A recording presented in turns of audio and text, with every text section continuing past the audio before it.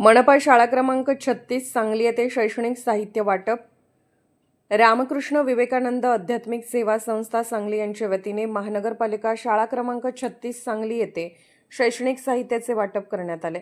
याप्रसंगी मान्यवरांनी रामकृष्ण विवेकानंद आध्यात्मिक सेवा भावी संस्थेचे कौतुक केले.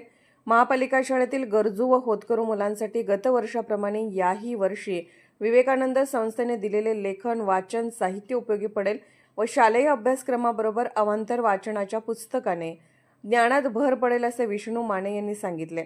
पुढे बोलताना म्हणाले की शाळेसाठी अत्यंत गरजेची गोष्ट म्हणजे 4-5 किलोमीटरवर अंतरावरून येणाऱ्या गरजू मुलांसाठी स्कूल बस महानगरपालिकेमार्फत मिळावी यासाठी पाठपुरावा करणार असे अभिवचन दिले. गुरुपौर्णिमेनिमित्त सर्व गुरुजनांचा सन्मान करण्यात आला. रामकृष्ण प्रार्थना मुलांनी म्हटली. याप्रसंगी माजी नगरसेवक विष्णू माने, राजेंद्र कुंभार, HB ओलेकर, संस्थेचे सचिव अनिल कोरे, विनायक माने, विष्णुपंत सावंतसर, भीमसेन कोळी, मुख्याध्यापक शंकर ढेरे, शाहीन संदी, मोनाली पवार, कविता चौगले, सुमन फडतरे आदी उपस्थित होते.